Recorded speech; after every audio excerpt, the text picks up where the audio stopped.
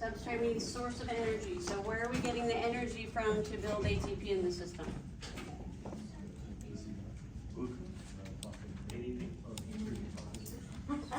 There's a lot of guesses, but we're not quite there. Okay, so let's write the reactions and then we'll see what the substrate is. So, breakdown of ATP becomes what? What is this energy used for? Bring myosin head back up to 90 degrees as part of the muscle contraction cycle. Okay. What's another reaction here? PCR, It's broken down. PI, creatine, What is this energy used for? To build ATP.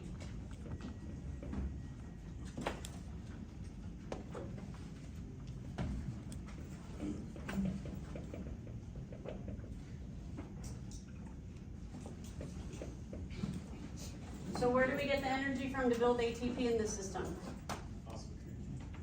From the PCR. That makes PCR a substrate. Substrate means source of energy to build ATP. Okay, so in the ATP PCR system, PCR is the substrate. What's another reaction here? ATP plus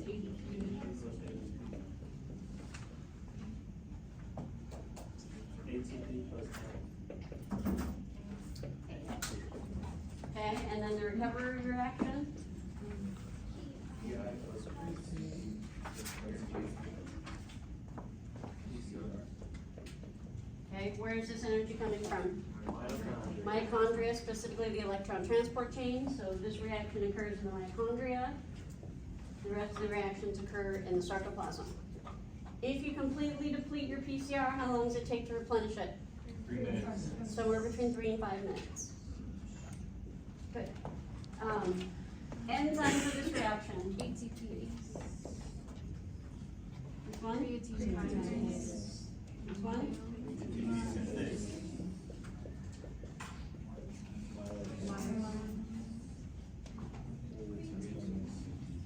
Good. What's your intensity when you're using the system? 10 to 13 seconds. That's not, that's duration. High. Intensity, okay, so high is not enough because glycolysis is high intensity.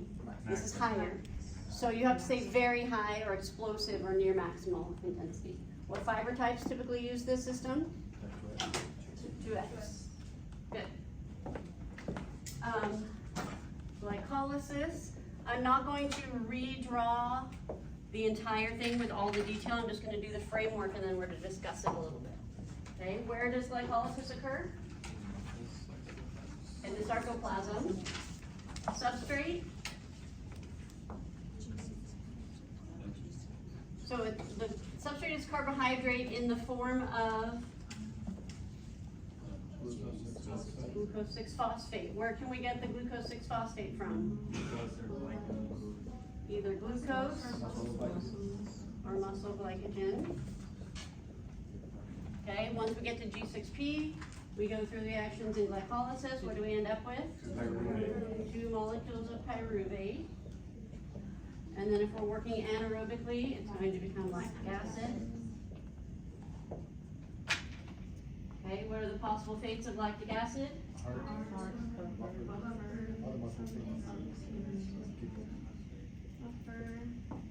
Don't forget about same muscle.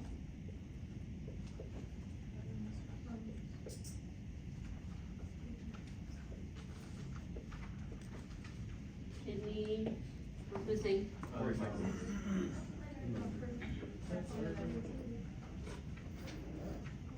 Okay, if we take it to the liver, what's the process called?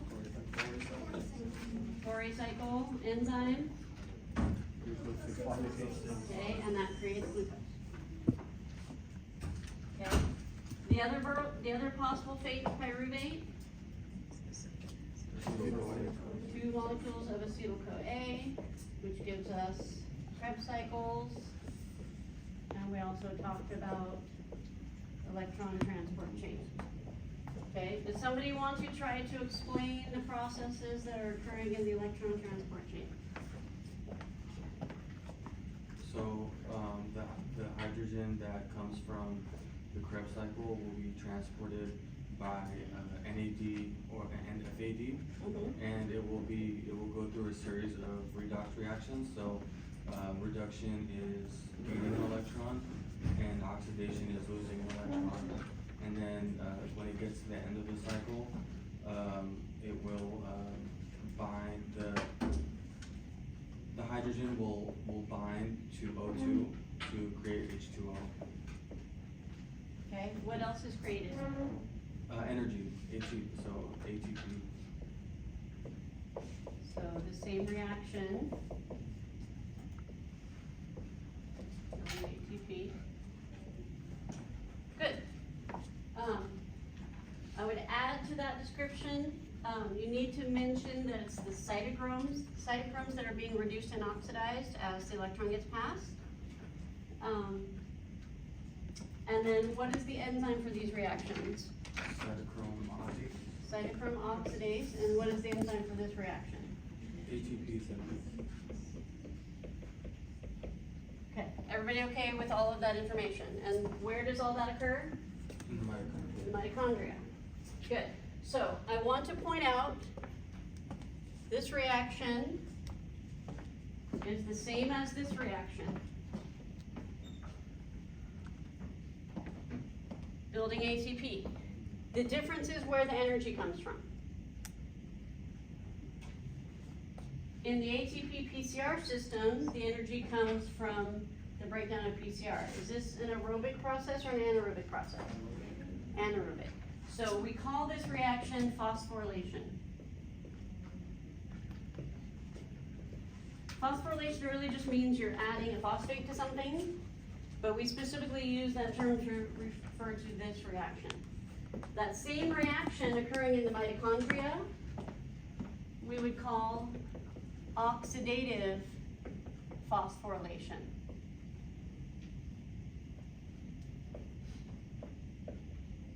Okay, it's the same phosphorylation reaction. The difference is that the energy we use for it is derived from an oxidative or aerobic process. So that makes this oxidative phosphorylation. Yes? On the example, we did the diagram. Are you able to use like different color pens? Yeah. Okay. Yeah, but you don't have to, but you can. Go ahead. It's a small question, but in one of the PLFs, they said if you don't write blood glucose at the top left, you'll get it wrong. So if you just put glucose, you're fine. That was my question. Professor?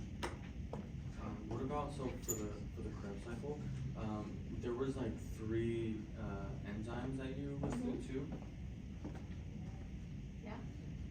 And those have to be listed Yes, for the and diagram? spelled out. Okay. Yeah. I'm not putting all the details on here right now, but yeah, everything I drew last week you need to be able to draw. Go ahead.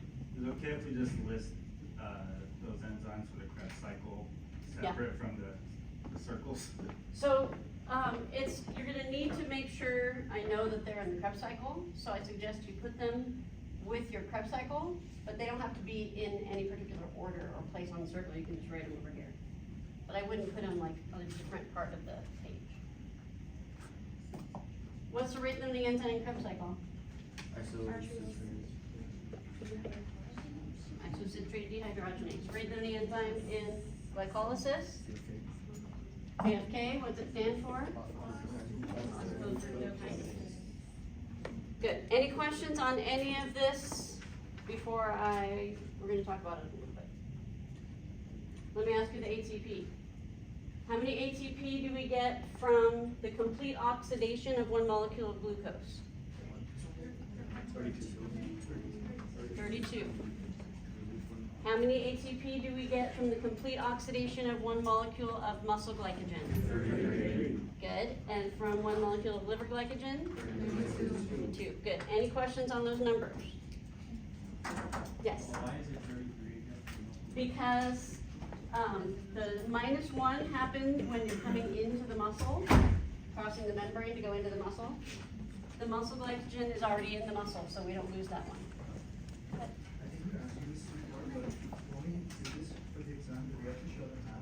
Yes, you have to show how it adds up. And it has to match your drawing. Okay. So, what are the two possible fates of pyruvate? Lactic acid. Okay. What do you think determines which way it's gonna go? The presence of oxygen. That's a very good guess. The presence of oxygen is not usually a problem. We're usually able to get enough oxygen into the mitochondria. Is it the intensity? Yes, it is the intensity. Your exercise intensity determines which way the pyruvate is gonna go. At low intensity, which way does it go? It goes to acetyl-CoA. Because we prefer to work aerobically. Because we get a lot more ATP that way. And we're not producing any troublesome byproducts that are gonna cause problems. And we're not in a hurry. So by default, pyruvate will go to acetyl-CoA. Until I can't anymore, because we're limited in what our mitochondria can manage. So when the mitochondria becomes overwhelmed, then we have to start going in the other direction. Okay, so that's big picture. We're gonna talk about now in detail how increasing exercise intensity causes more lactic acid to be produced. Okay, so we have to understand by default, we prefer to go in the aerobic direction. That doesn't mean there's no lactic acid being produced. Okay, none of our systems ever completely shut down. All of our systems are always running. It's just a matter of which one is our primary source of ATP at any given moment. Okay, so we're always producing a little bit of lactic acid, but we have all these different pathways to clear it, so it's not accumulating, it's not a big deal. Most of the pyruvate is going into the Krebs cycle. Okay, but as we increase our exercise intensity, we need to start producing ATP faster. So what's going to happen is we're going to activate PFK. Remember, PFK is the rate limiting enzyme for glycolysis, so when we activate PFK, it speeds up glycolysis. Okay, this makes sense because if you're exercising at a high intensity, you're breaking down a lot of ATP. Right? We break down ATP for muscle contraction. So the higher the intensity exercise, the more ATP you're breaking down. When ATP levels drop, that's a signal to PFK, we need more ATP production. What's the purpose of glycolysis? To create ATP. Purpose of all of our metabolic systems is to create ATP. So when you increase your exercise intensity, you're breaking down more ATP. When ATP levels drop, that's a signal to PFK, speed up glycolysis and produce more ATP. Okay? Do you notice this as a negative feedback loop? Right? ATP levels drop, so we ramp up ATP production to solve the problem. It's a negative feedback loop. Okay, so the thing is, if we speed up glycolysis, we're also speeding up hydrogen production that happens during glycolysis. And remember, we have the two NADs that are trying to clear this into the mitochondria. But if we're going through glycolysis very quickly, we're producing a lot of hydrogen. The mitochondria is limited in the amount of hydrogen and electrons it can accommodate at once. So, I like to think of the electron transport chain as the women's bathroom at the Staples Center. And these are the stalls. Okay, so if you go in there during the best song, it's empty. You walk right in, do your business, and walk out, no problem. If you try to go at the end of the concert, that's when everybody's going, and the bathroom's full. And there's a long line at the women's bathroom. Okay, but you can't wait. You can't wait. We can't let this back up. This backs up, glycolysis stops, and we die. Can't let this back up. We have to release it somewhere. So if there's a long line at the women's bathroom, sometimes we just go into the men's bathroom where there's no line. So think of pyruvate as a men's bathroom. If you can't drop off the hydrogen and the electron at the women's bathroom, you drop it off at the men's bathroom. When you give the hydrogen and the electron to pyruvate, you're reducing the pyruvate, right? Because it's taking on electrons being reduced. When you reduce pyruvate, it becomes lactate, which we're just referring to as lactic acid. Okay, so the electron transport chain is going to accommodate as much hydrogen and electrons as it can. If we're producing the hydrogen faster than the electron transport chain can accept it, we have to get rid of it down here because we have to clear it. We cannot let a line form, we cannot let it back up there.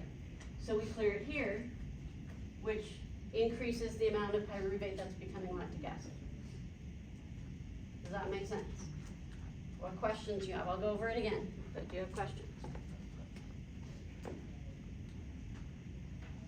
Okay, so the original question was, what determines the fate of pyruvate? What determines the primary fate of pyruvate? The answer was exercise intensity. So my next question was, okay, explain in detail how increasing exercise intensity affects the fate of pyruvate. So at low intensity, most of the pyruvate is going to acetyl-CoA. As we increase our exercise intensity, ATP levels are going to drop because we're breaking it down. That's a signal to PFK. It activates PFK to speed up glycolysis. If we speed up glycolysis, we speed up this hydrogen production, mitochondria becomes overwhelmed. We call that decreased mitochondrial availability. There's less space in the mitochondria. The NADH has to drop off its hydrogen electron somewhere, so it gives it to pyruvate, reducing it into lactic acid. So as you increase your intensity, more and more lactic acid will be produced. At some point, you keep increasing your intensity, you're going to produce the lactic acid faster than you can clear it. It's going to accumulate. That's when you're going to feel burning in your muscles. Your breathing rate's going to go up. Those two things always go together. Talk about that later. And you're going to start feeling fatigue. We'll talk about that later too. We good? Yes. As you increase your exercise intensity, you're breaking down ATP.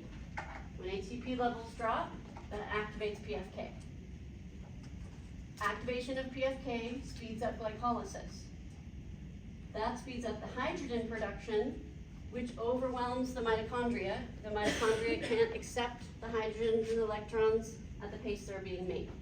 So mitochondrial availability decreases. So the NADH will take its second choice. Okay, NADH first choice is to drop off at the electron transport chain. If that option is not available, second choice, drop off at pyruvate, which forces us to overflow into lactic acid.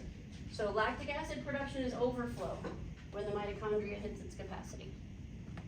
Go ahead. Is this also called metabolite accumulation? Metabolite accumulation, yes, that's going to be the hydrogen in the lactic acid. That's where the hydrogen in the lactic acid is coming from because it's getting it. The NAD is handing the hydrogen to the pyruvate, which is what's making the acid part of the lactic acid. Go ahead. So from where you drew it, the hydrogen is the hydrogen coming from where G6P becomes pyruvate? Yes, Or- during the reactions in glycolysis is where the hydrogen is produced. So that's separate from the hydrogens coming from the Krebs cycle? Correct. Okay. Yeah, this is happening before we get to the Krebs cycle. Yeah, go ahead. Can you go over what lactic acid does in the same muscle again? So if we bring lactic acid into the same muscle, we're converting it back into pyruvate and then bringing it into the mitochondria to make ATP from it. Same thing that happens in other muscles. Yes?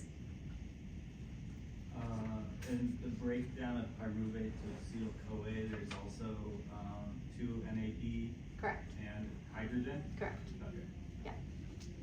But right now we're talking about what's determining the fate of pyruvate, so I'm not doing all the details of that section.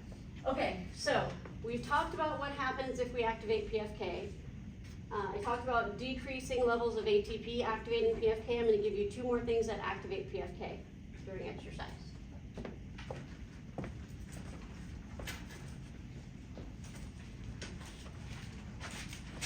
So this is going to be activation of PFK with increasing exercise intensity.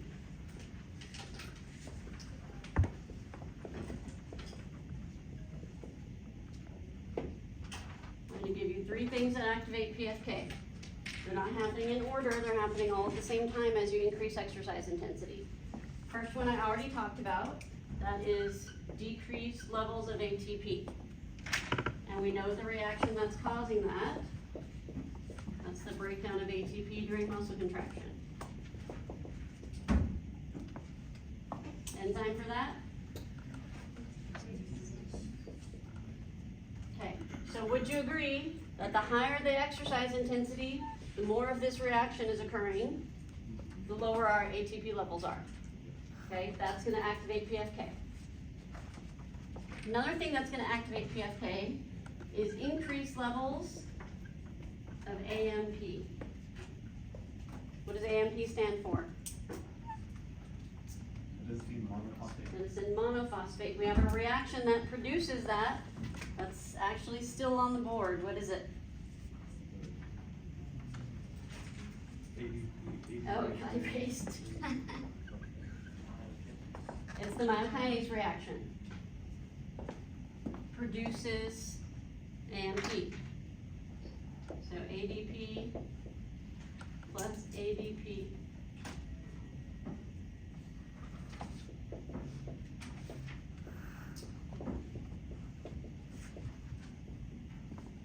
Myokinase. This reaction occurs when you're working at a high intensity. It produces AMP. So if there's a lot of AMP in your muscle, that's a signal to PFK, we're exercising, please pick up your ATP production. Speeds it up. The other thing that will activate PFK is increased levels of glucose 6-phosphate. This. Okay? G6P is the beginning of glycolysis. So if there's a lot of substrate here, it's a signal to PFK, we need to go to work. Okay, I kind of think of it as like a bowl up here, kind of like a funnel. And if the funnel is full and overflowing, we need to kind of like widen the opening so it can come through faster. We need glycolysis to go faster. Okay, so what's causing the increase in G6P is a little more complicated because it's more than one reaction. So we're actually going to start in the liver because most of our substrate is coming from liver glycogen. It can also come from muscle glycogen, but we actually try to preserve muscle glycogen and we prefer liver glycogen. So what's the process called for breaking down liver glycogen? Glycogenolysis.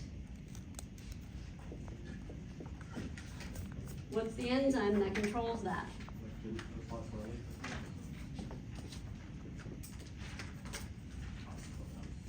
Phosphorylase is the enzyme that controls that process. So, when you're increasing exercise intensity, you're going to activate this enzyme, glycogen phosphorylase, which is going to speed up this process, glycogenolysis. That means we're going to be breaking down more liver glycogen, which is going to be dumped in the blood as glucose. That's going to come rushing into the muscle as G6P. That's going to activate PFK. You okay with that? Okay. One more thing I need to add is how we activate glycogen phosphorylase. That's going to be a hormone. We're doing hormones later tonight, but I'm going to throw this one out here right now and we'll talk about it more later. Hormone is going to be epinephrine.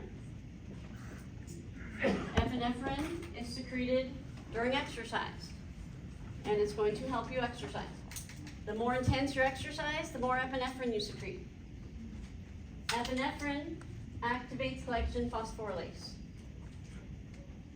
That speeds up glycogenolysis, which increases glucose, which increases G6P. Would you want us to add epinephrine I'll explain that again. As you increase your exercise intensity, you secrete epinephrine. Epinephrine activates glycogen phosphorylase, which speeds up glycogenolysis. Okay, I'm going to use these terms and expect that you know what they mean. I'm not going to explain what glycogenolysis is every time I say the word now. Okay, I expect you guys know what these terms mean. So we're gonna activate glycogen phosphorylase, speed up glycogenolysis, that's going to increase glucose, which is gonna increase G6P, which is gonna activate PFK. Okay, I'm gonna write that on here. So.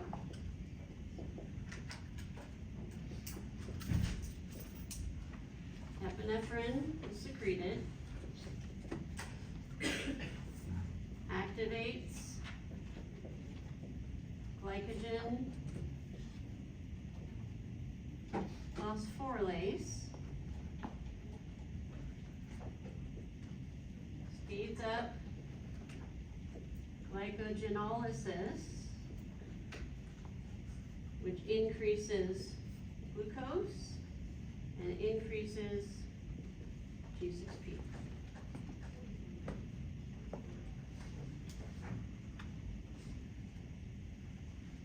Questions on that?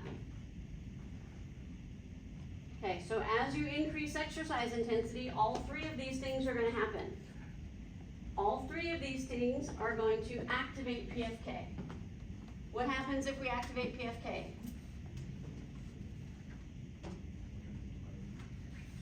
You're jumping all the way to here. I want details. What happens if we activate PFK? Yes, why is it producing more hydrogen? What does PFK control? The speed of glycolysis. That's an important step. Okay? Activating PFK speeds up glycolysis. Speeding up glycolysis increases this hydrogen production, which is going to decrease mitochondrial availability, causing the NADH to reduce the pyruvate, reducing lactic acid.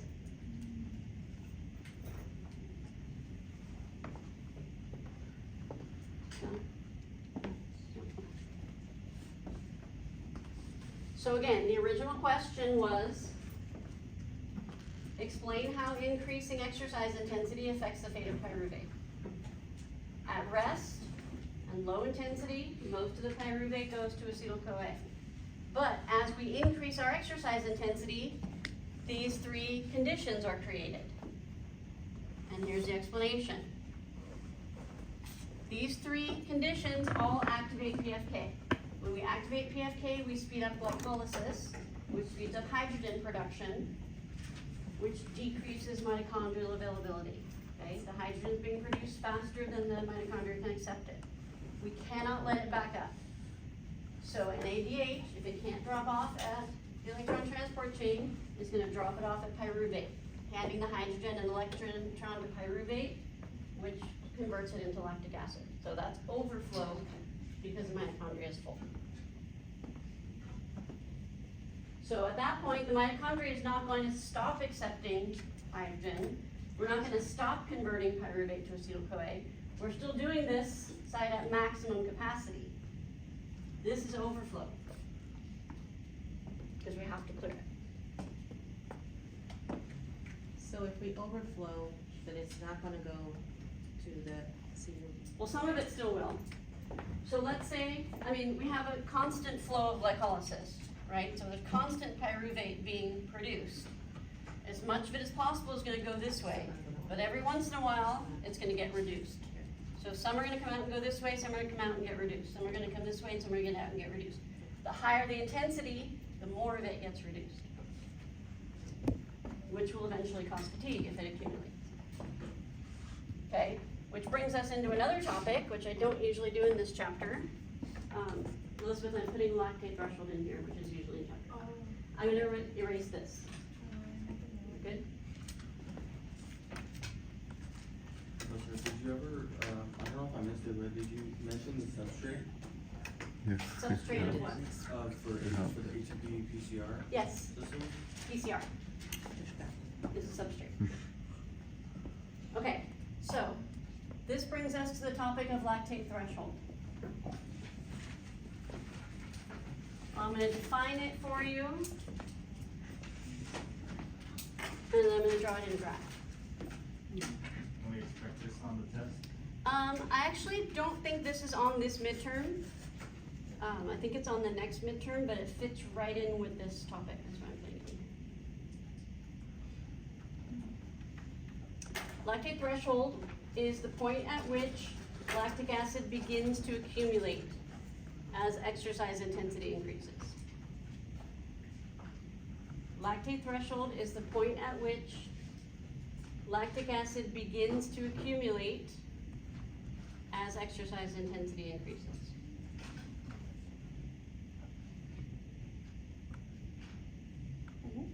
Yeah, so actually I might end up putting a question about this on the exam, since I know I'm putting it in here and I haven't finished writing the exam yet, I might. Lactate threshold is the point at which lactic acid begins to accumulate as exercise intensity increases. So, like we already talked about, the higher your intensity goes, the more lactic acid is produced. At some point, you're gonna be producing it faster than you can clear it. If you're producing lactic acid faster than you can clear it, it's going to accumulate. So, if we draw this on a graph, remember I talked about reading graphs. The x-axis is what we're manipulating, the y-axis is what we're measuring. So intensity is going to go here.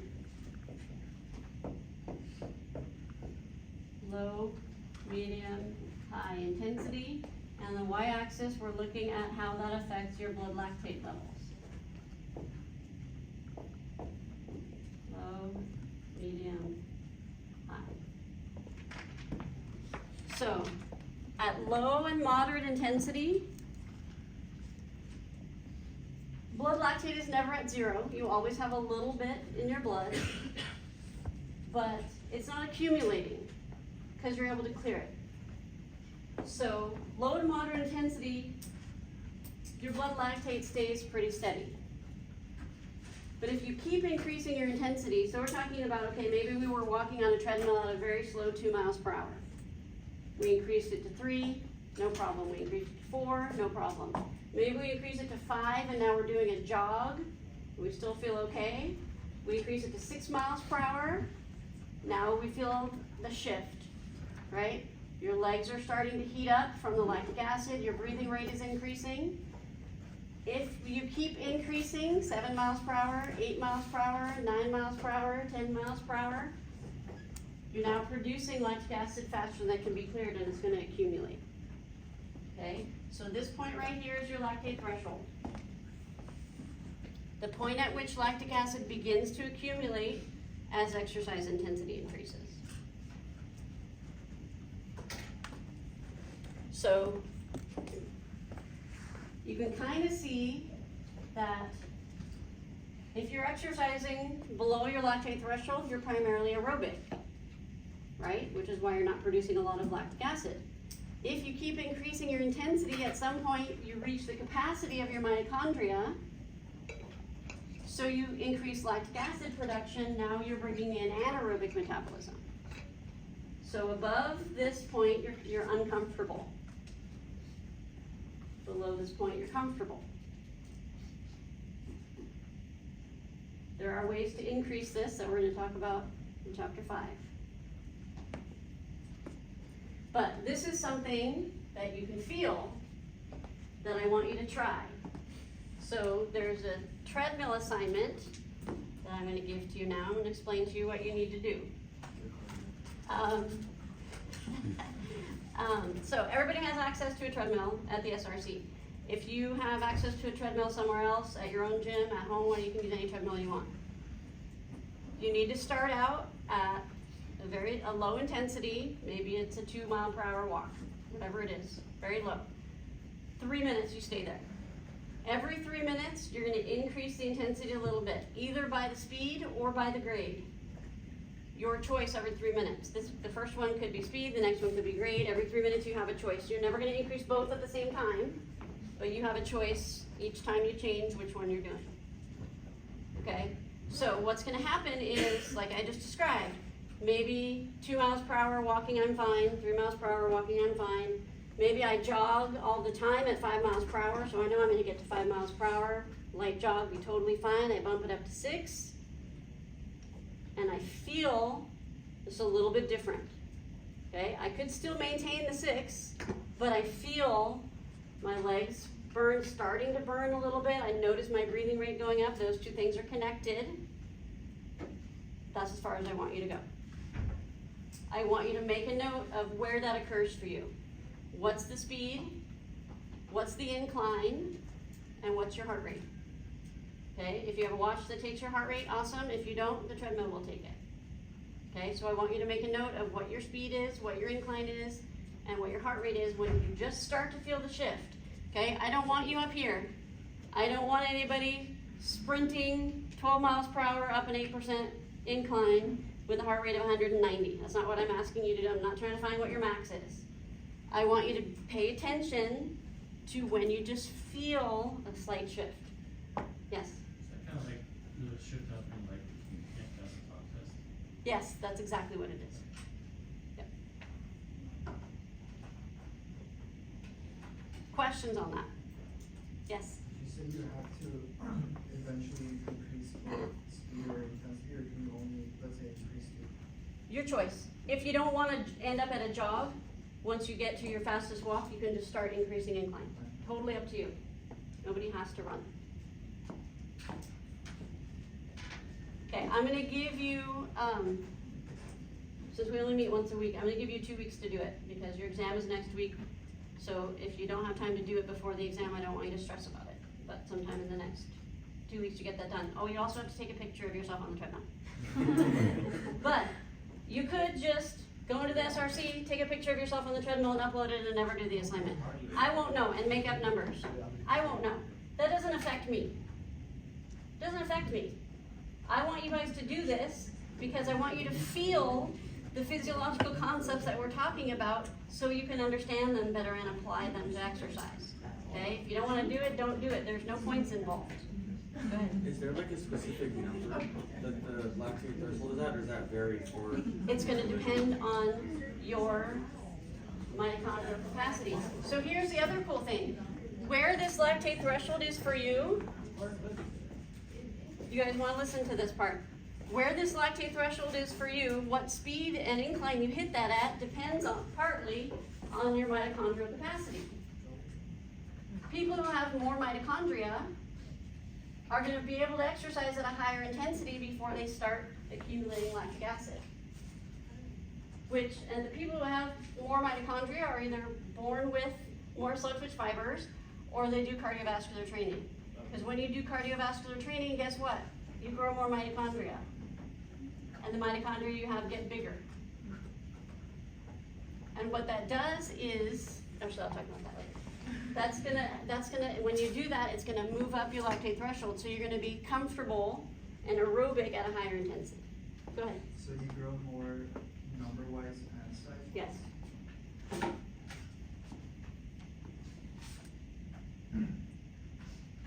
Do you see how that relates to how intensity affects pyruvate? Okay. Any questions on any of that? Yes? So for the electron transport chain, mitochondrial availability is the rate at which hydrogen ions are being accepted? Or no? So it's related. I wouldn't say that's a definition. If mitochondrial availability is low, it basically means it's filling up. It's less able to accommodate hydrogen because it's busy, basically. Okay, I think we're ready to move on to fat metabolism. I'm gonna erase this board. Everybody okay with that? Okay.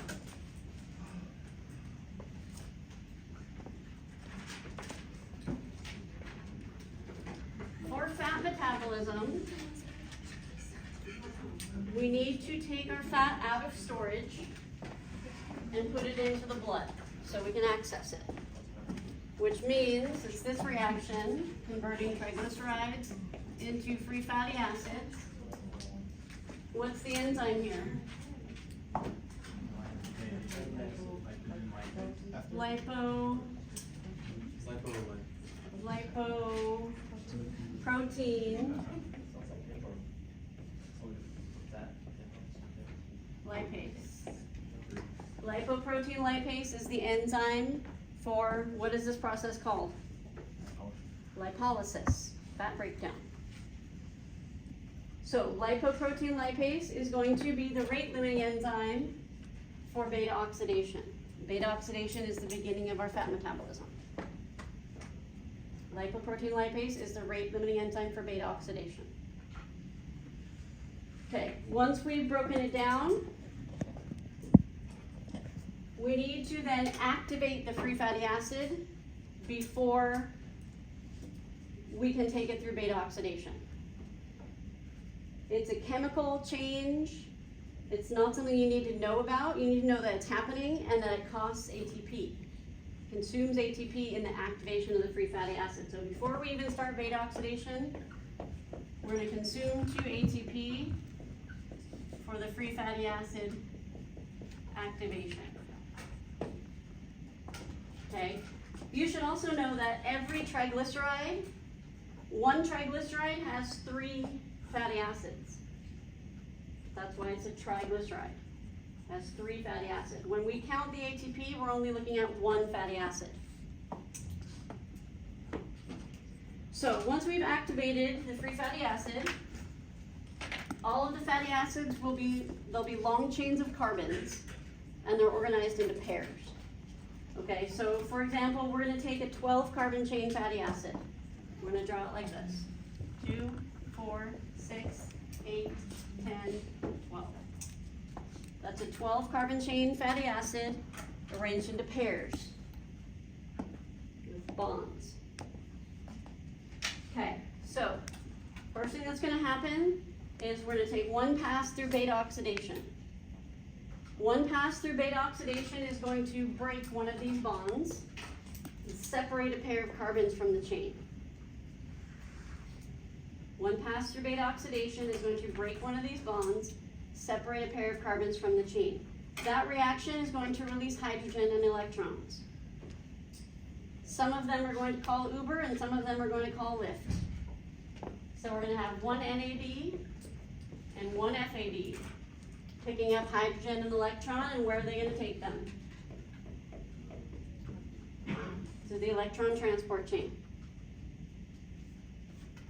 How many ATP will we get from the NAD? How many ATP will we get from the FAD?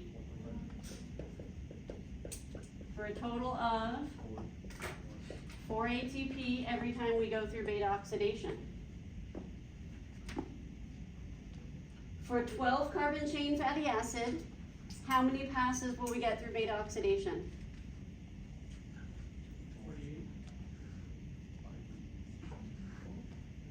It's 5 passes, right? Because of the bond. What do we count? The bonds. Beta oxidation breaks a bond. So this fatty acid is going to go through beta oxidation until all the bonds are broken. So to figure out how many times it will go through beta oxidation, you need to count the bonds. 1, 2, 3, 4, 5. 5 passes through beta oxidation, 4 ATP each pass. How many ATP is that? Everybody okay with that number? If you're confused, now's a good time to say so. It's okay to be confused. Go ahead. What'd you say after one pass through beta oxidation breaks the bond? It breaks a bond, separating a pair of carbons from the chain.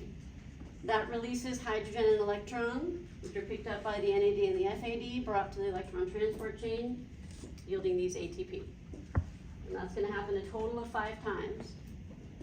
Okay, then each pair of carbons, once it's been separated from the chain, is going to become one molecule of acetyl-CoA. One pair of carbons will give us one molecule of acetyl-CoA. What does acetyl-CoA do for us? It begins the Krebs cycle.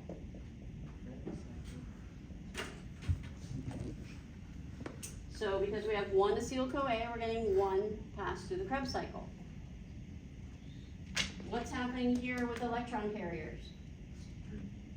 3 NADs with 2.5 ATP each for a total of 7.5 ATP. Down here, we have one direct ATP happening in the Krebs cycle. And then what's up here? 1 FAD to the electron transport chain, giving us how much ATP? How many total ATP in the Krebs cycle?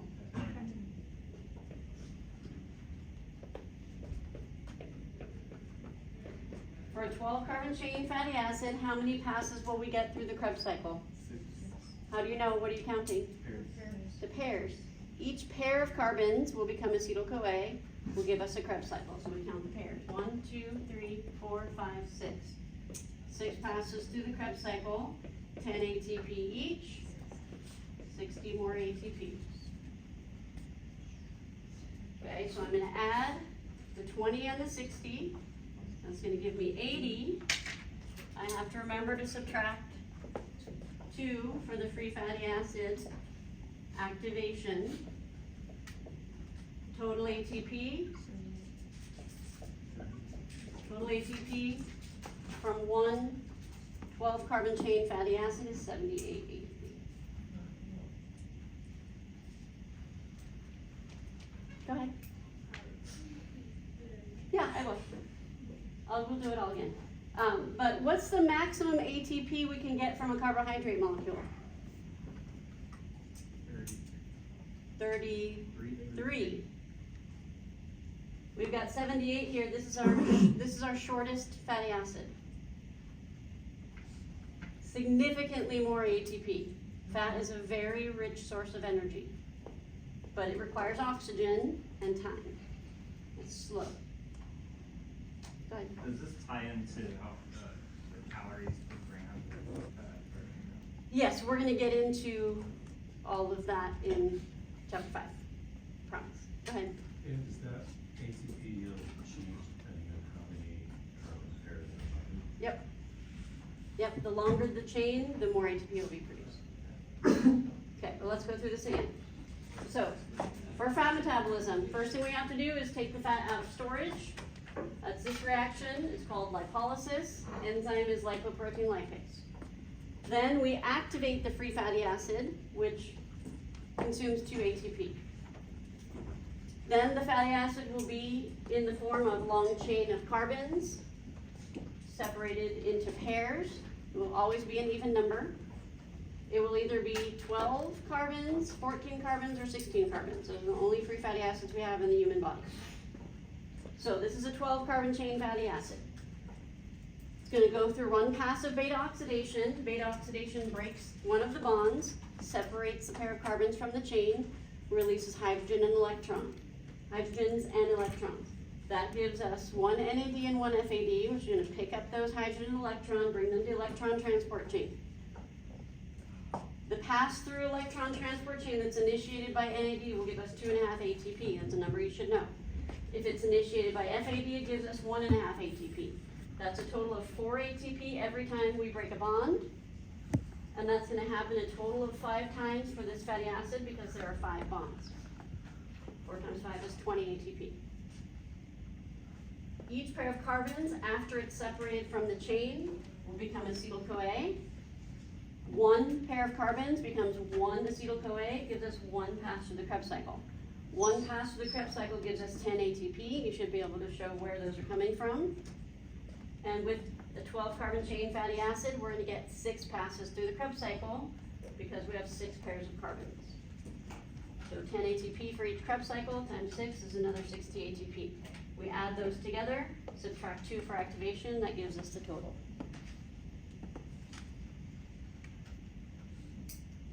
Questions on the concept or the math? Go ahead. This is fat metabolism. Yep. I just run through so the Krebs cycles, the 3 NAD, what's the? 1 ATP down here and 1 FAD. So this is 3 NAD then times. Times 2.5 ATP. So each NAD goes to electron transport chain and gives us 2.5 ATP. And the ones with the, oh, and that's yielding to 7.5. 7.5. Okay, so what I could do, hold on 1 second, what I could do, if I drew this on the other side of this drawing, those acetyl-CoAs going into the same Krebs cycle. Those NADs and FADs are going to the same electron transport chain. It's connected, which is part of why we can't do fat metabolism without glycolysis, because Krebs doesn't run without glycolysis. Glycolysis runs Krebs. If glycolysis were to stop, Krebs would stop, fat metabolism would stop. It's connected. Question back there?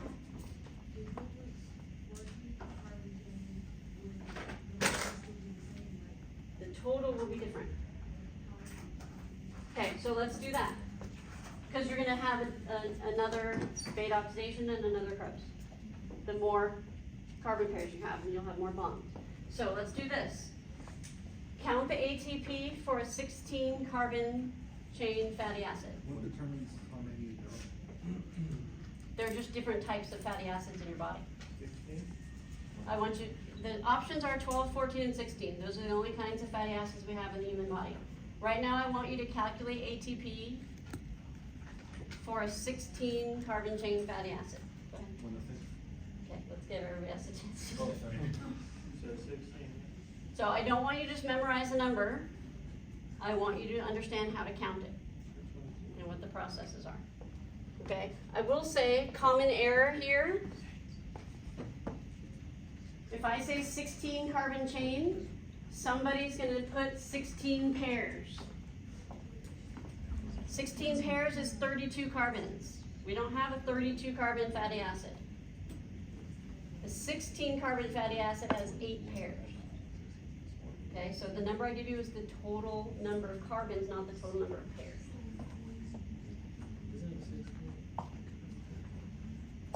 Oh, no, I'm on.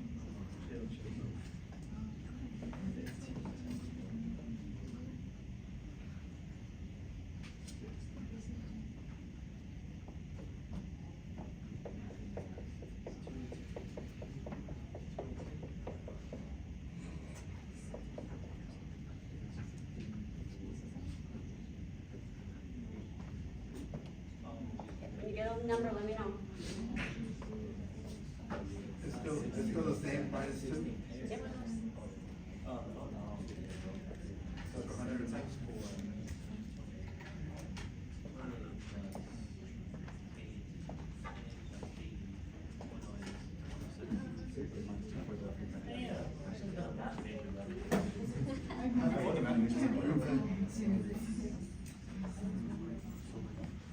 Okay, raise your hand if you got 106. Raise your hand if you got something else. Raise your hand if you need more time. Raise your hand if you're stuck. Okay, do you have a question? Okay. So, let's walk you through this. So, this is a 16 carbon chain fatty acid. Before I start beta oxidation, I'm going to consume 2 ATP in the activation. Beta oxidation breaks a bond. How many ATP is that going to give me? 4. You should be able to explain where those are coming from. Right now I'm just going through the math. How many passes through beta oxidation? How do you know it's 7? What are you counting? The bonds. 1, 2, 3, 4, 5, 6, 7. So this is going to be 7 passes through beta oxidation with 7 times 4. 28 ATP. Okay, then pair of carbons becomes acetyl-CoA. Krebs cycle, how many ATP? 10 ATP. How many passes through the Krebs cycle? How do you know? What are you counting? Pairs. 1, 2, 3, 4, 5, 6, 7, 8 pairs gives us 8 Krebs cycles. 80 ATP. So I add the 28 and the 80, I get 108. I subtract the 2 for activation, I get 106.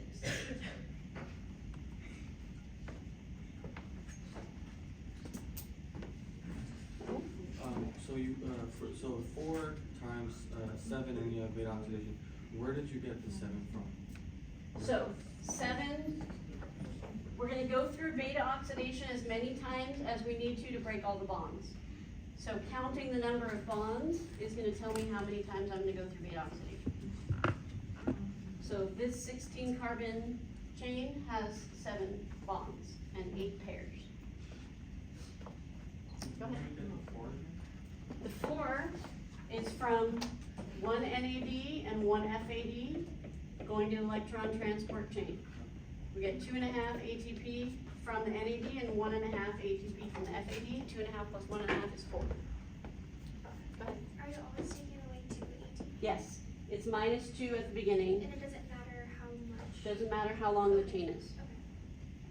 Okay. And that's only once per triglyceride. Remember, 1 triglyceride is gonna have 3 of these. So if I were to ask you to calculate it for the whole triglyceride, you'd multiply this by 3 before you subtract the 2. Which I'm actually not gonna ask you to do in here, but in 446 they will.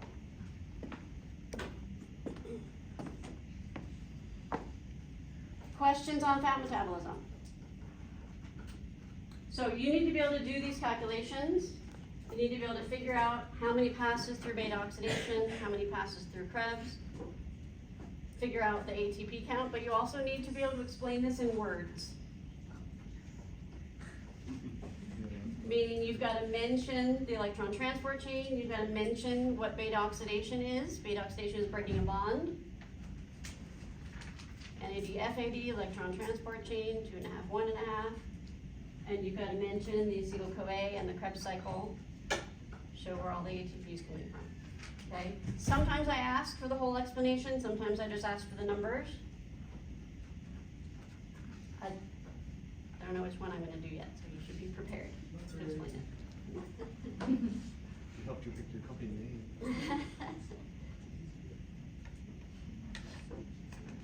So, I don't know if we'll talk about, does this tie into like the crossover point when it comes to like fat and carbohydrate utilization? Well, this is just counting ATP. Yeah. So we're gonna get to the crossover point. That's our next topic. I'm actually gonna take a break now, and then we're gonna do the crossover concept, and then we're gonna do hormones. Okay? So it's because the activation of PFK is causing the increased speed of glycolysis. Good. All right, one more topic in this chapter. This is called the crossover concept. I'm going to describe it to you, and then I'm going to draw it in a graph. Crossover concept says that, oh, go ahead. What's under, AMP and Decreased mitochondrial availability and increased speed of glycolysis. And I was asking you to put those in the correct order. Okay, crossover concept. As you increase exercise intensity, you shift from using fat as a primary substrate to using carbohydrates as a primary substrate. As you increase your exercise intensity, you shift from using fat as a primary substrate to using carbohydrates as a primary substrate. Yeah. As you increase your exercise intensity, you shift from using fat as a primary substrate to using carbohydrates as a primary substrate. Let's take a second to think about what that means. When you're at a low intensity or at rest, what's your primary substrate? What is your body's preferred fuel source? It's going to be fat when you're resting because it's a very rich source of energy, right? We looked at the numbers.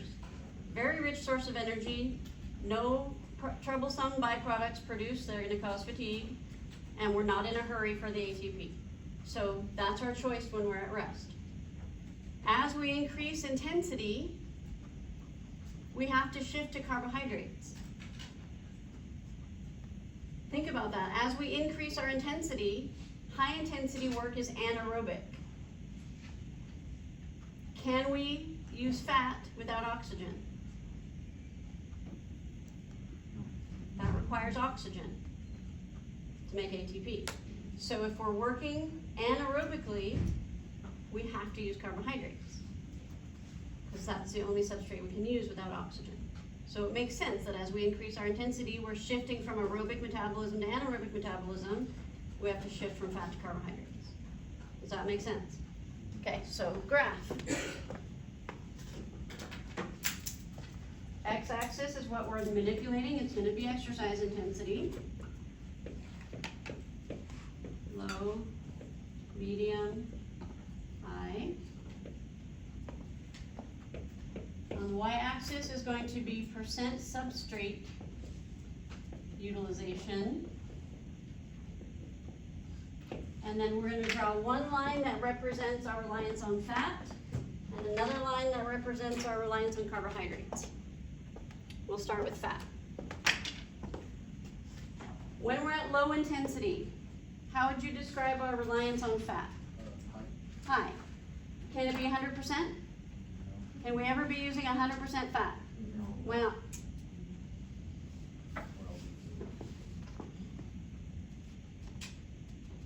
Think about it. We are, like, when you're at rest, you want. When we're at rest, we're not at 100%. We can never be at 100% fat.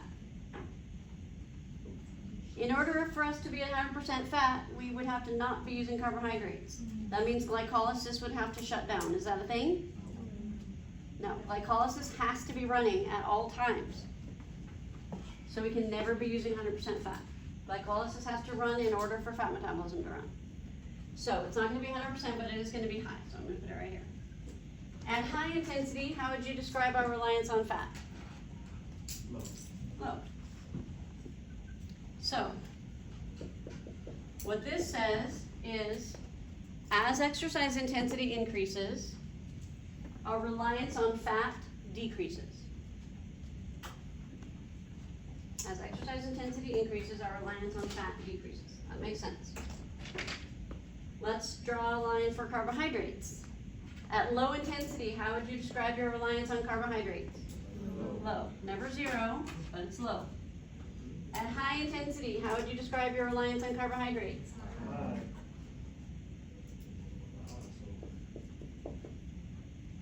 So the blue line says, as we increase our exercise intensity, we increase our reliance on carbohydrates. This is a crossover point. At this crossover point is the intensity at which we shift from fat as a primary substrate to carbohydrate as a primary substrate. So, as exercise intensity increases, we shift from fat being our primary substrate to carbohydrate being a primary substrate. Why does that happen? Why do we have to use carbohydrates at high intensity? More likely, It's not because of lactic acid. Lactic acid is a byproduct. Because we need ATP faster, so we have to use what kind of metabolism? Anaerobic. High intensity, we have to use anaerobic metabolism. Therefore, we have to use carbohydrates. This also goes along with, do you remember the size principle? The neurons, small, medium, large. Small neurons connected to type 1 fibers. Medium neurons connected to 2A fibers. Large neurons connected to 2X fibers. When we're working at low intensity, we're primarily using type 1 fibers. What are type 1 fibers really good at? Aerobic metabolism. And you should be able to list some characteristics of a type 1 fiber that make it really good at using oxygen. So it's going to use fat. You increase your intensity, you're now relying on 2A fibers that don't have as much mitochondria. If you have less use of oxygen, you're more likely to work anaerobically, which means you have to rely more on carbohydrates. The farther you get into relying on your fast twitch fibers, the less oxygen you can use. So you are forced to work anaerobically. In your fast twitch fibers, you have to work anaerobically, so you have to use carbohydrate. Okay, so as you increase your exercise intensity, we're shifting from fat as a primary substrate to carbohydrate as a primary substrate because we're shifting towards fast twitch fibers, which are not good at aerobic metabolism. So we're working anaerobically, so we have to use carbohydrates. Do you have questions about that? Yes? Can you read just that again? I'm sorry? Can you read that last part again? When you switch? Switching to the fast twitch fibers? Yeah. So as we increase exercise intensity, we have to shift from a reliance on fat to reliance on carbohydrates because we're shifting to using our fast twitch fibers. Our fast twitch fibers are not good at using oxygen. They don't have as much mitochondria or capillaries or the other things we talked about. So these fibers are better at working anaerobically. If they're working anaerobically, they have to use carbohydrates. Okay, I want you to notice at what intensity this occurs. Moderate intensity. So another way you could look at it is if you're below this intensity, you're primarily aerobic. As you go above this intensity, you start to rely more and more on your anaerobic metabolism, right? That goes along with, what is this a drawing of? Threshold. Lactate threshold.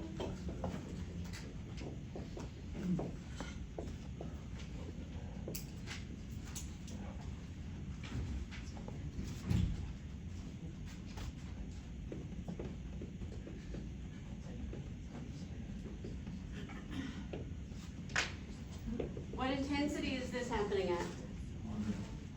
Moderate intensity. If you're below your lactate threshold, you're primarily aerobic. If you're above your lactate threshold, you're increasing your reliance on anaerobic metabolism, which is why you're increasing lactic acid production. Very similar. Do you think they're related? They are. You're going to hit your lactate threshold the same point you're hitting your crossover point. Whole thing is, we can improve your lactate threshold. We're going to talk about how in chapter 5, the end of the semester, chapter 9. We're going to be, no, this is going to be chapter 5. We're going to be able to increase lactate threshold. If we increase lactate threshold, that's going to increase the intensity at which you reach your crossover point. Which means if you do training, that's going to increase your lactate threshold. The result of that is you're going to be able to exercise at a higher intensity and still use fat. So if your crossover point is at 6 miles per hour, when you go above that, you're going to increase your reliance on carbohydrates. If you can increase the lactate threshold and your crossover point to not happen until you're at 8 miles per hour, you can run at 8 miles per hour and still be using mostly fat, which is pretty cool. Okay, we'll talk about how to do that later on. Yes? So how do we add The crossover point is where we shift from fat being our primary substrate to carbohydrate being our primary substrate. Because we're shifting from aerobic metabolism to anaerobic metabolism. Because we're shifting from slow twitch fibers to fast twitch fibers. Okay, any questions on that or anything from this chapter? We're done with chapter 2. That's a big one.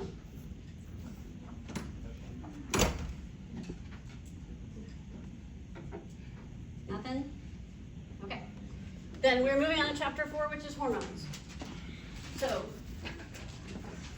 there are a lot of hormones in your body that are used for a lot of different purposes. I am only going to talk about 3 hormones, and I'm only going to talk about how they relate to exercise. Okay, so I'm going to keep this pretty simple. The responsibility of hormones in relation to exercise is to support and promote what the nervous system is trying to do. So when the nervous system sends out a signal to do something, it's followed by a release of hormones that's gonna cause the same thing. It's gonna support and promote what the nervous system is trying to do. That'll make more sense when we get into the cardiovascular chapter, because we'll have a specific example of that. But first, endocrine gland we're gonna talk about are the adrenal glands. Adrenal glands are located on top of your kidneys. The hormone that's secreted from the adrenal glands that we're going to discuss is epinephrine.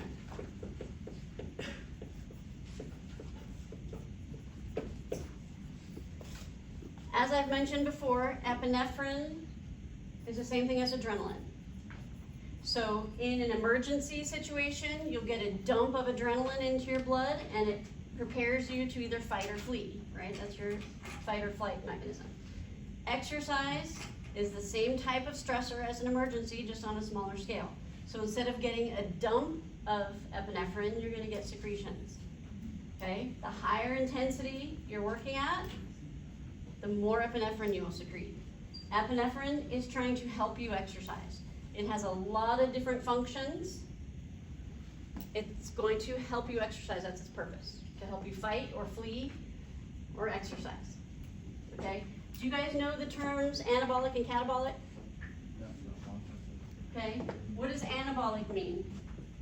Creation of new complex. Creation or building. Something that's anabolic helps you build. It helps you put things into storage. Something that's catabolic is for breakdown. Taking your substrates out of storage, for example, would be catabolic. Okay, so anabolism and catabolism together are what make up metabolism. You're in a constant build-up and breakdown cycle. That's your metabolism. Okay, so you need to understand what those words mean. Think about anabolic as storage, building storage, catabolic as breakdown.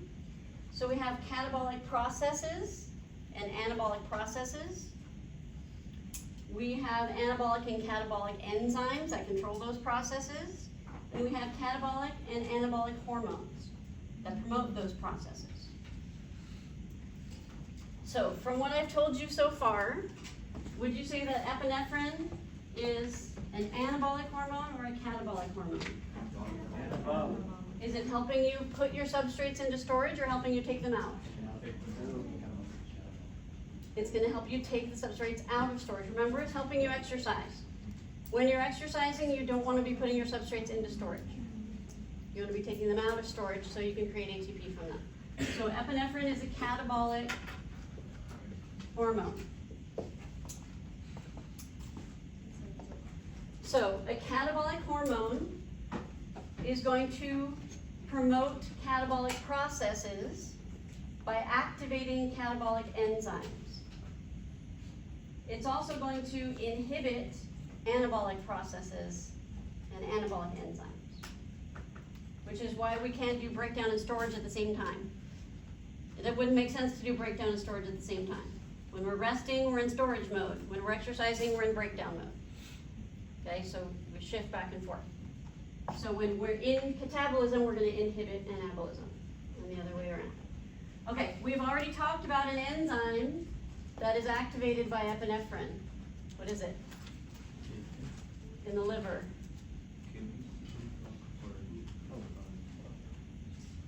When we talked about increasing G6P, we started from epinephrine. Epinephrine activates, not glycolysis, it's in the liver, glycogen phosphorylase.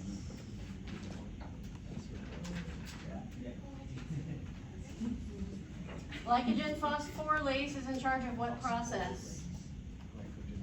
Glycogenolysis. So this is breaking down the liver glycogen, putting it into the blood as glucose. Remember that what's going to increase our G6P, which is going to activate PFK. Remember all that? I know it was just a few minutes ago, but so epinephrine activates glycogen phosphorylase because it controls a process that it wants to happen. So if we activate glycogen phosphorylase, we speed up glycogenolysis, we increase glucose, which helps us exercise. Okay? What effect would epinephrine have on lipoprotein lipase? Would it activate that enzyme or inhibit it?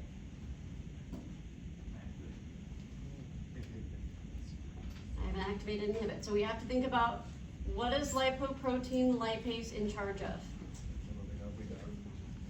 What's the process called? Lipoprotein lipase is the enzyme for what process? It's the rate-limiting enzyme for beta oxidation, but what's the name of its own reaction? Lipolysis. Does epinephrine want lipolysis to happen? Yeah, whatever it does to your carbohydrates, it's also gonna do to your fat. It's trying to mobilize your substrates so you can use them. So epinephrine would activate lipoprotein lipase because lipolysis is going to help you exercise. What effect would epinephrine have on glycogen synthase? Activate or inhibit? Okay, glycogen synthase is in charge of what process? Glucose, Yes, what's the term? Glycogenesis. Is that what epinephrine wants to happen? No, so it's going to inhibit it. What effect would epinephrine have on ester enzymes? Inhibit. Ester enzymes are for what process? Lipogenesis. That's putting fat into storage. Is that what epinephrine wants? No, it's going to inhibit it. What effect would epinephrine have on glucose 6-phosphatase? Activate or inhibit? Okay, so glucose 6-phosphatase is in charge of what process?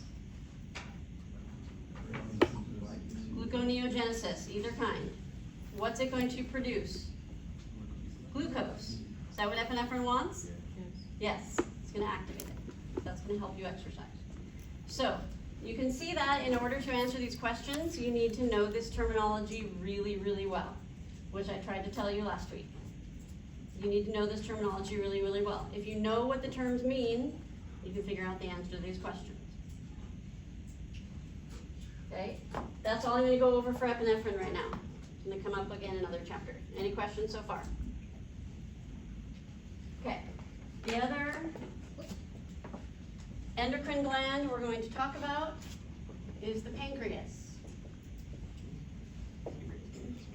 Pancreas is located behind your stomach.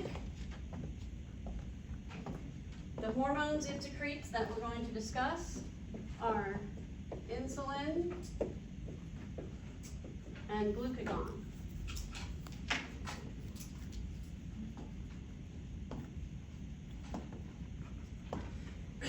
Insulin's primary function is to decrease blood glucose. Insulin's primary function is to decrease blood glucose. And it does that by bringing glucose into either the muscle or the liver and putting it into storage.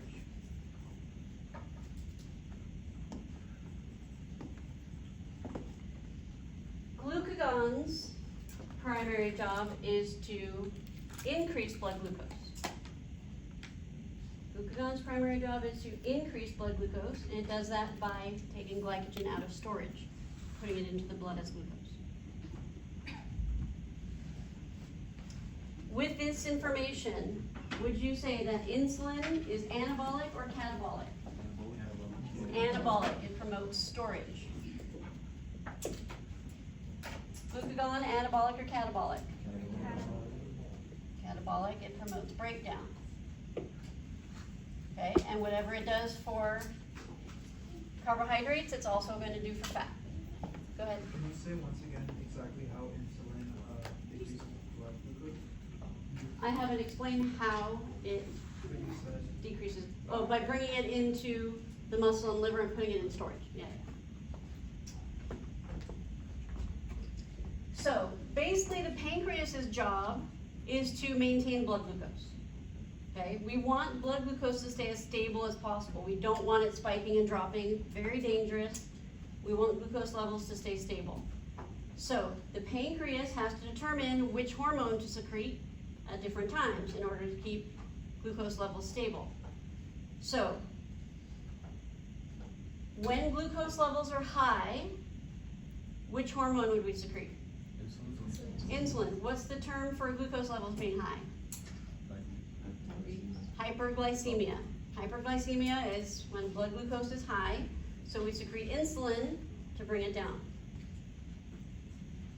When glucose levels are low, which hormone would we secrete? Glucagon. What's the term for when blood glucose is low? Hypoglycemia. So when you're hypoglycemic, pancreas secretes glucagon, brings glucose levels back up. Do you see a feedback loop here? negative feedback loop, just like the thermostat example, right? The thermostat's job is to keep us at 70 degrees. If the temperature rises to 72, we turn on the AC, bring it down. The temperature drops to 68, we turn on the heater, bring it up. Same thing the pancreas is doing.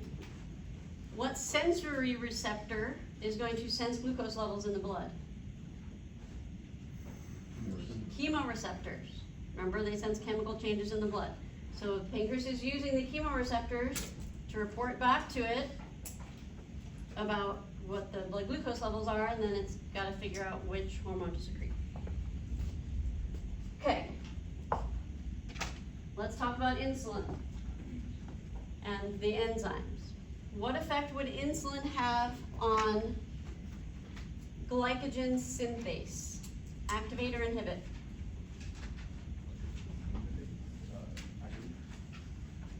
Activate. Glycogen synthase is in charge of what process? What's the name of the process? Glycogenesis. That's putting the carbohydrate in storage. Is that what insulin wants? Yes. So it's going to activate it. What effect would insulin have on lipoprotein lipase?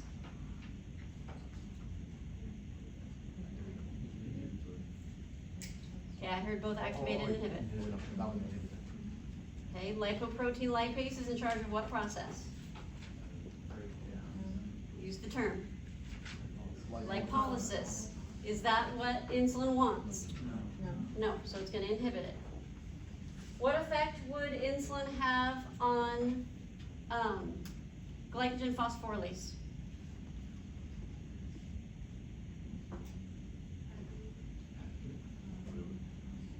Glycogen phosphorylase is in charge of what process?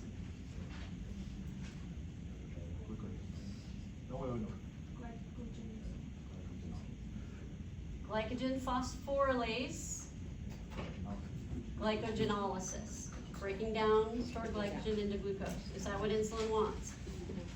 Nope, it's going to inhibit it. What effect would insulin have on ester enzymes?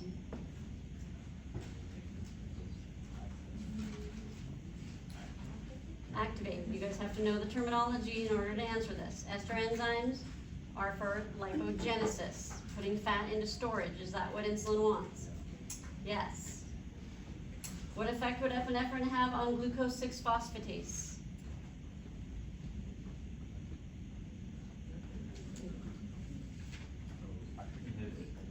Yeah, I'm hearing both activate and inhibit.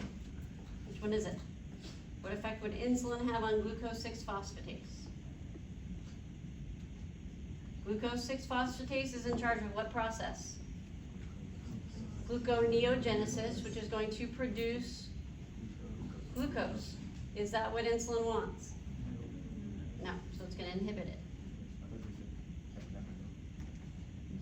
Did I say epinephrine? Yes. Oh, sorry, I meant insulin. Sorry, I didn't even hear myself. My bad. Apologies. Okay, let's do glucagon. What effect would glucagon have on glycogen synthase?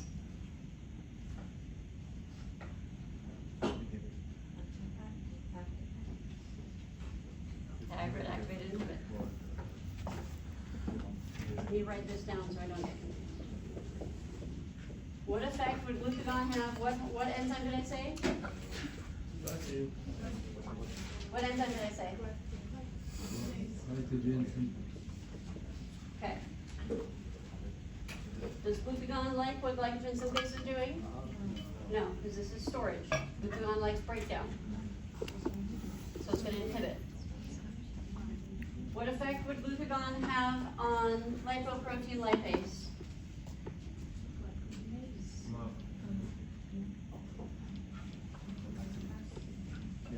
It's going to activate it because this is breakdown.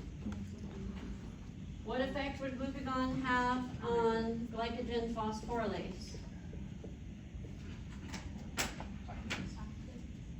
Activate, because that's a breakdown. What effect would glucagon have on ester enzymes? Inhibit, because that's building. What effect would glucagon have on glucose 6-phosphatase? Activate. activate because it's gonna produce glucose, which is what glucagon's trying to do. Okay, so you need to be able to answer those kind of questions. What I really don't want you to do is memorize activate, activate, inhibit, inhibit. Why? Why would you spend the time thinking of a mnemonic to memorize it and have no idea what it means? I don't have this memorized. I have to think it through. What is this hormone trying to do?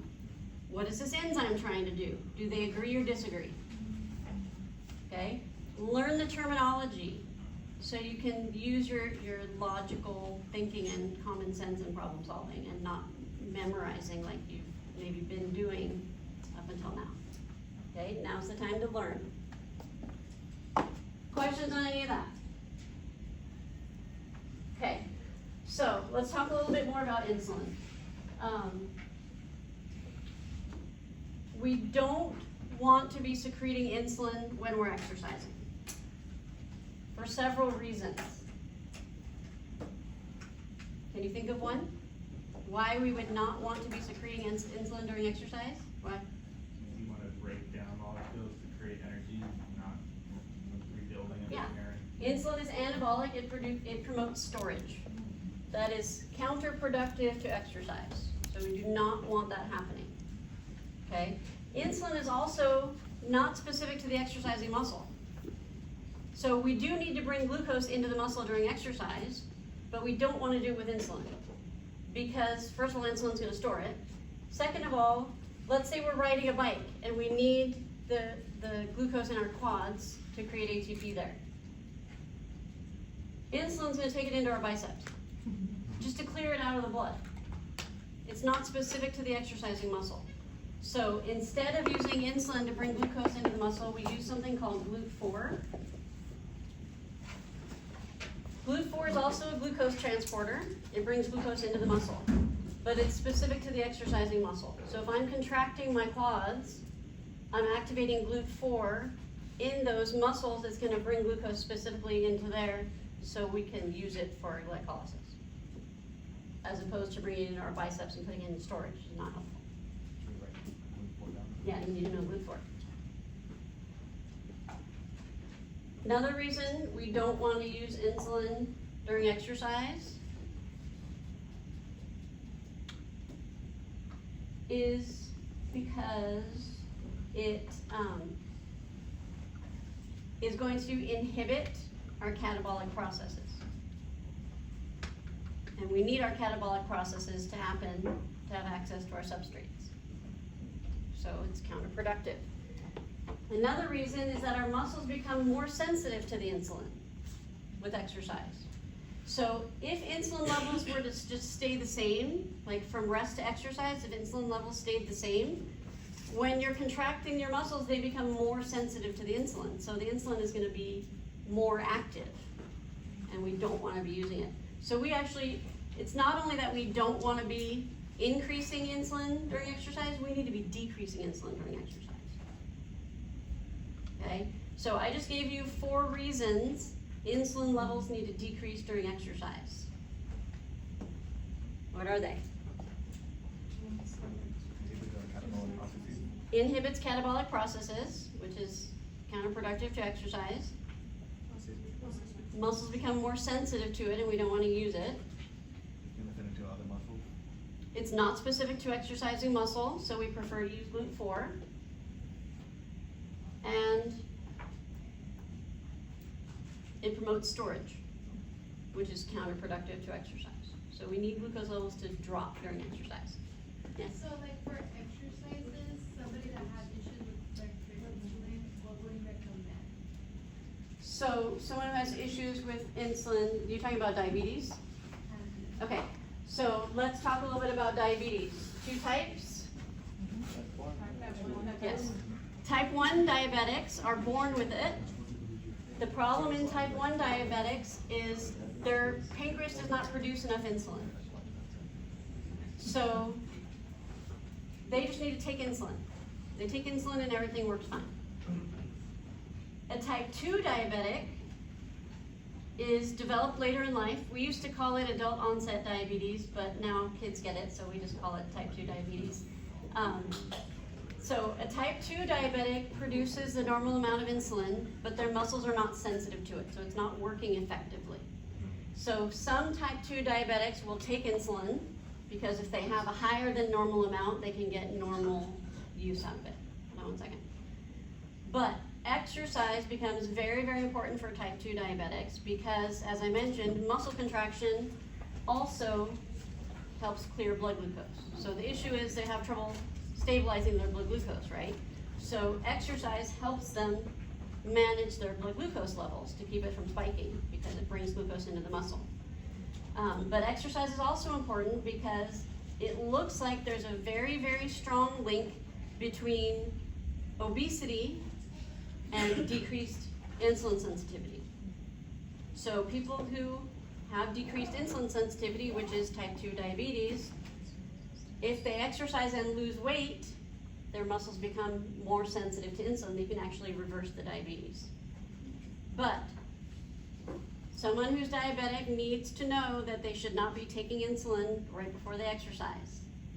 Because if you take insulin right before you exercise, the insulin is going to decrease blood glucose, and the exercise is going to decrease blood glucose. They're going to end up hypoglycemic and they're going to pass out. Which is why, you know, if you're working with someone who's diabetic, you should always have some form of easily digestible sugar on hand, so if someone gets hypoglycemic, that's all they need. But diabetics should know that they shouldn't mix the two.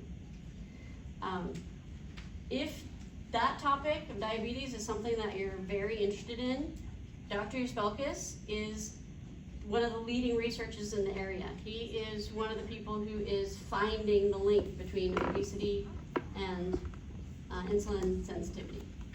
So he's a great person to talk to or work with if that's something you're interested in. Go ahead. So for like training, would you want to emphasize the exercises that are lowering that blood sugar using that blood sugar as a substrate? Not necessarily. No, because you're also using some carbohydrates during aerobic exercise.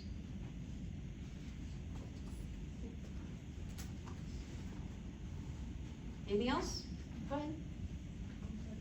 What is GLUT4? GLUT4 is a glucose transporter. It brings glucose into the exercising muscle specifically. So we prefer to use GLUT4 to bring glucose into the muscle rather than insulin.